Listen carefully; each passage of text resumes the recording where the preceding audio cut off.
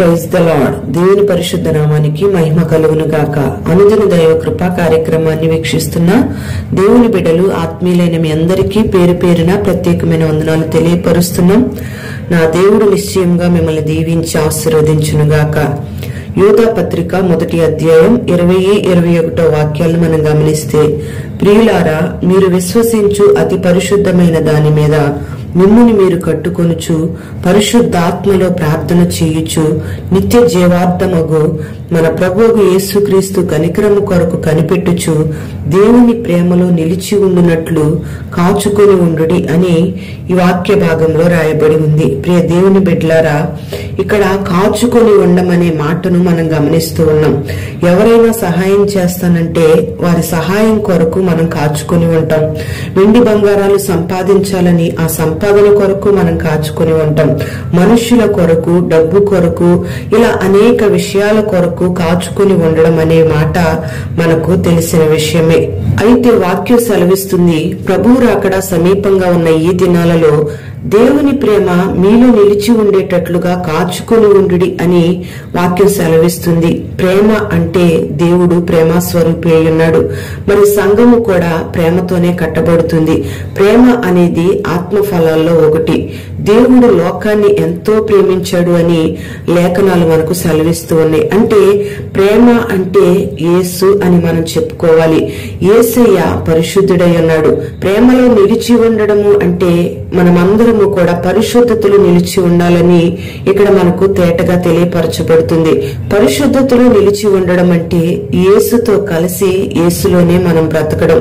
యేసయ్య ప్రేమలోనే మనం ఫలించాలి. ఇలా ఫలించే అనుభవంలో ఉంటేనే యేసయ్య రాకడలో మనం ఎత్తబడగలుగుతాం. ప్రేమలో నిలిచి ఉంటే సహవాసంలో ఉంటాం. ప్రేమలో నిలిచి ఉంటే మనలో లోపం ఉండదు. ప్రేమలో నిలిచి ఉంటే మనలో పరిశుద్ధమైన జీవితం కలుగుతుంది. ప్రేమలో నిలిచి ఉంటే గురి చూసి పరిగెత్తే పయనం మనలో ఉంటుంది. ఆ ప్రేమలో నిలిచి ఉండి నిన్ను నీవు అతి పరిశుద్ధమైన దాని మీద కట్టుకోవాలి అని వాక్యం సెలవిస్తుంది. కట్టుకునే అవకాశాన్ని దేవుడు నీకే ఇచ్చాడు. ప్రియ దేవుని బిడ్డలారా, నీ స్వేచ్ఛను హరించో లేదా నిన్ను బానిసగా చేసుకోనో, నిన్ను బలవంతంగా ఆయన భక్తి చేయించుకోవడం లేదు. కానీ నిన్ను నీవు ఎలా కట్టుకోవాలో నీకు స్వేచ్ఛను దేవుడు అనుగ్రహించాడు. నీకే అవకాశాన్ని దేవుడిచ్చాడు. కొంతమంది వారి జీవితాలను ఇసుక మీద కట్టుకుంటూ ఉన్నారు. కొంతమంది బండ మీద కట్టుకుంటూ ఉన్నారు. కొంతమంది రాకడకు ఇంకా చాలా సమయం ఉందిలే, అప్పుడు చూద్దాంలే, అప్పుడు జీవితాలను కట్టుకుందాంలే అనుకునే వాళ్ళు కూడా చాలా మంది ఉన్నారు. ఎవరైతే జీవితాల్ని పరిశుద్ధంగా కట్టుకుంటారో వారిలో పరిశుద్ధ ఆత్మ దేవుడు నివసిస్తాడు. మనం ఒక ఇల్లు కట్టిన తరువాత ఇంటిలో నివాసం ఉంటాం. అలాగే మన హృదయం పరిశుద్ధంగా కట్టబడితే పరిశుద్ధ ఆత్మ దేవుడు మన హృదయంలో నివసిస్తాడు. మరి ఈ దినాలలో అనేక మంది హృదయపు ఆలోచనల ద్వారా పాపం చేస్తూ హృదయమంతటిని పాపంతో నింపుకొని ప్రేమ ద్వారా కట్టుకోకుండా, పరిశుద్ధతతో హృదయాన్ని కట్టుకోకుండా నీ ఆత్మతో నింపయ్యా అని ప్రార్థించేవారు చాలా మంది ఉన్నారు.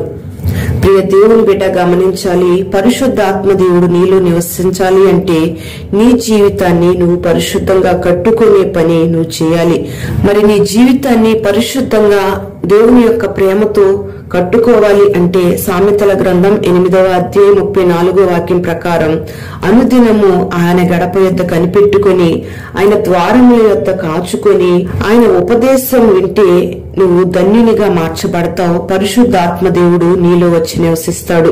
మరి అనుదినము ఆయన గడప యొద్ద కూర్చొని ఆయన ద్వార బంధాల యొద్ద కాచుకునే అనుభవం, ఆయన ఉపదేశం ద్వారా నీ హృదయాన్ని, నీ జీవితాన్ని కట్టుకునే అనుభవం ఇది నన్ను కలిగి ఉండాలి. అంటే ప్రార్థన చేస్తూ, వాక్యాన్ని ధ్యానిస్తూ, వాక్యానుసారంగా నడుచుకుంటూ దేవుని సన్నిధిలో నిలిచి ఉండే అనుభవాన్ని నువ్వు కలిగి ఉండాలి. ఎవరైతే ఇటు అనుభవాలను కలిగి ఉండి హృదయాన్ని పరిశుద్ధపరుచుకుంటూ దేవుని ప్రేమకు అవకాశం ఇస్తూ పరిశుద్ధాత్మ దేవుడు హృదయంలో నివసించడానికి ఎవరైతే అవకాశం ఇస్తారో వారి జీవితాలు పరిశుద్ధంగా కట్టబడితే వారే ప్రభువు రాకడలో ఎత్తబడగలుగుతారు.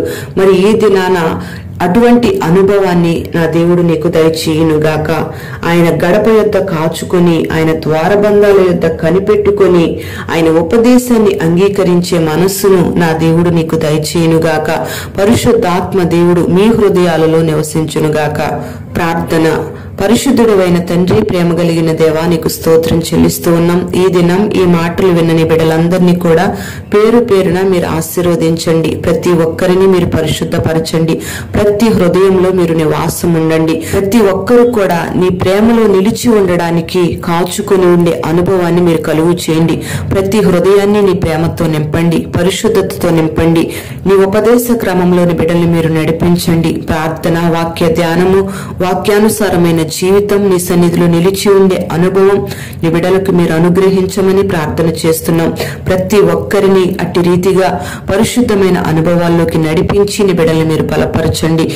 నీ బిడ్డల ఆత్మీయ జీవితానికి విరోధంగా లెగుస్తున్న ప్రతి బలహీనమైన కార్యాన్ని మీరు తొలగించి బిడ్డలు మీరు పరిశుద్ధపరిచి తగిన దీవెన, ఆశీర్వాదం, క్షేమం నీ బిడ్డలకు మీరు అనుగ్రహించి ఒక మంచి తీర్మానంలో నీ బిడ్డలు మీరు స్థిరపరచమని నజరేయుడైన యేసు నామములో అడుగుచున్నాము తండ్రి.